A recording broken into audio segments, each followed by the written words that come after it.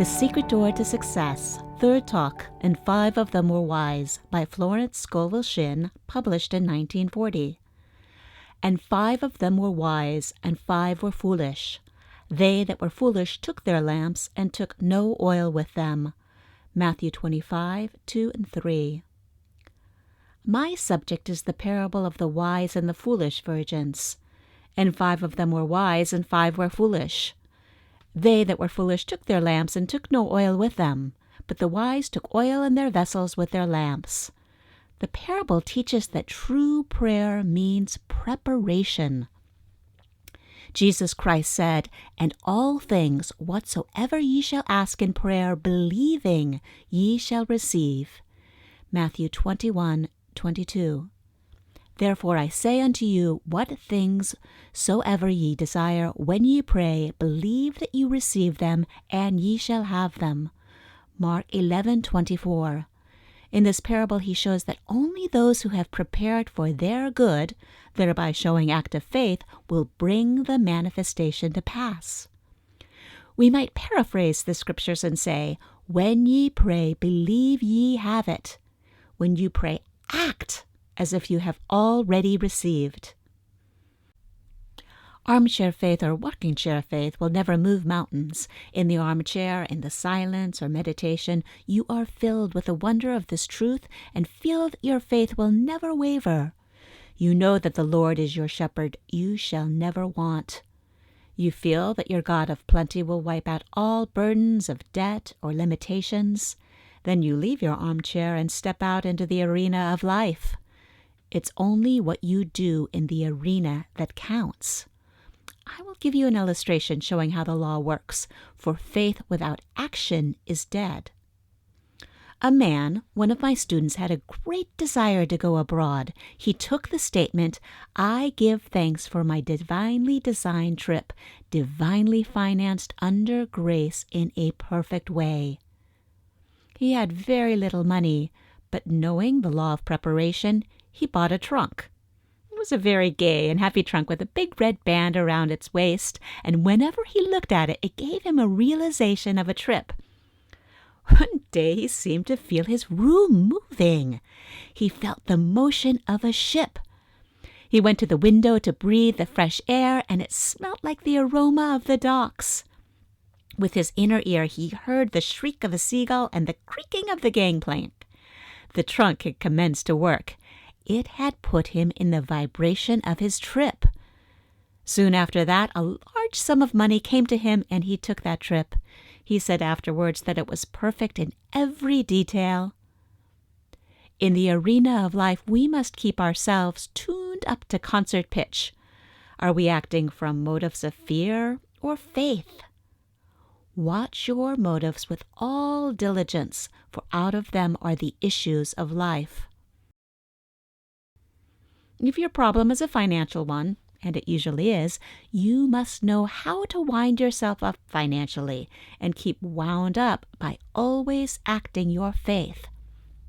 The material attitudes towards money is distrust in your salary, your income and investments, which can shrink overnight. The spiritual attitude toward money is to trust in God for your supply, to keep your possessions. Always realize that they are God in manifestation.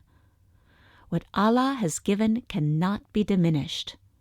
Then if one door shuts, another door immediately opens. Never voice lack or limitation, for by your words you are condemned. You combine with what you notice, and if you are always noticing failure and hard times, you will combine with failure and hard times. You must form the habit of living in the 4th dimension, the world of the wondrous. It is the world where you do not judge by appearances. You have trained your inner eye to see through failure into success, to see through sickness into health, to see through limitation into plenty. I will give you the land which your inner eye sees. I will give to you the land which thou seest. The man who achieves success has the fixed idea of success. If it is founded on a rock of truth and rightness, it will stand. If not, it is built upon sand and washed into the sea, returning to its native nothingness. Only divine ideas can endure. Evil destroys itself, for it is a cross-current against universal order, and the way of the transgressor is hard. They that were foolish took their lamps, and took no oil with them, but the wise took oil in their vessels with their lamps.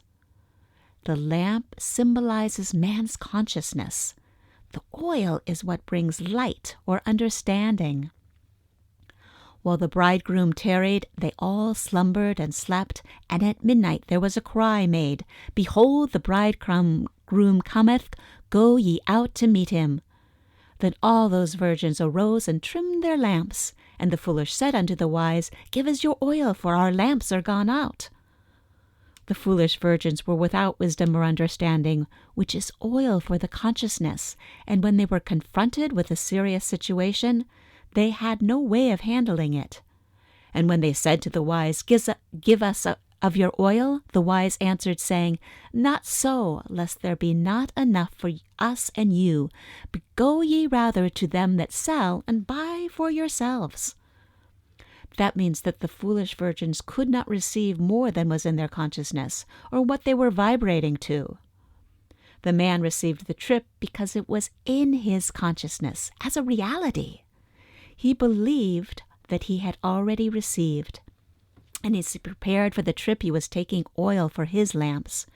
With realization comes manifestation. The law of preparation works both ways. If you prepare for what you fear or don't want, you begin to attract it.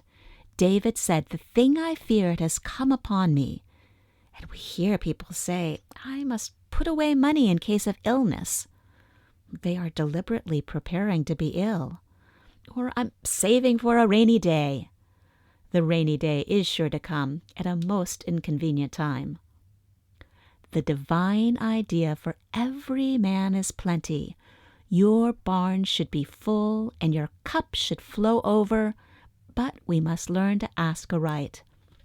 For example, take this statement, I call on the law of accumulation.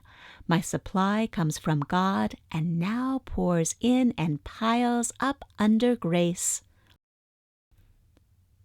This statement does not give any picture of stint or saving or sickness. It gives a fourth-dimensional feeling of abundance, leaving the channels to infinite intelligence. Every day you must make a choice. Will you be wise or foolish? Will you prepare for your good?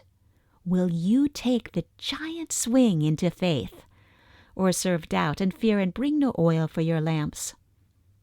And while they went to buy, the bridegroom came, and they that were ready went in with him to the marriage, and the door was shut. Afterward came also the other virgins, saying, Lord, Lord, open to us. But he answered and said, Verily I say unto you, I know you not.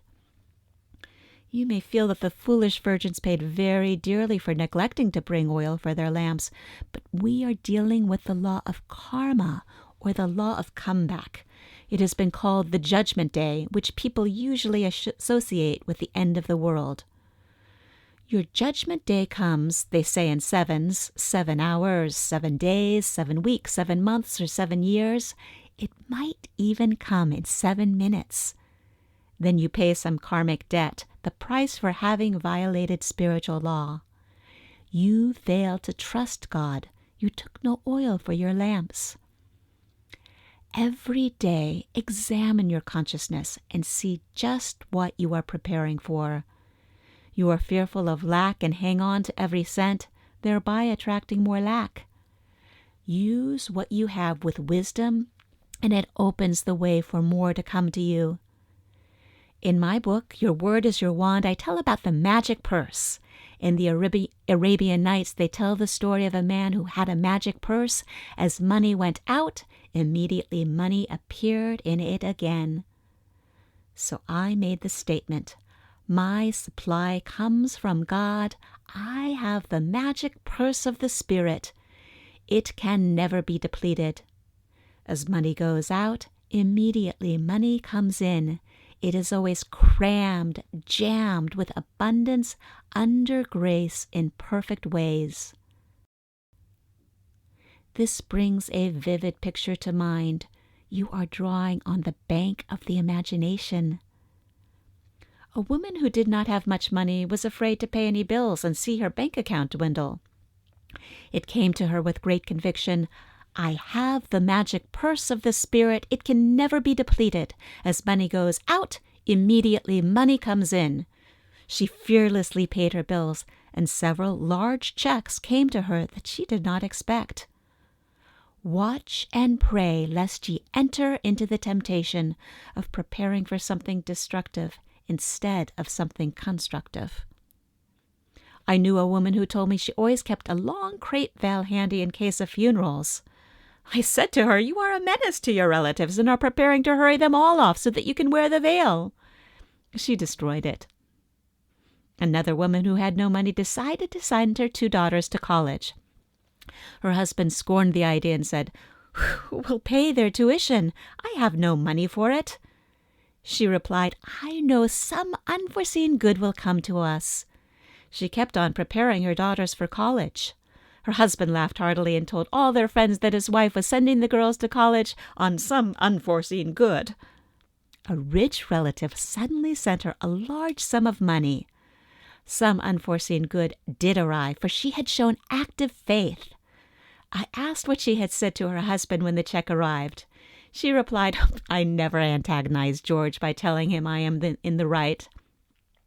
So prepare for your unforeseen good. Let every thought and every act express your unwavering faith.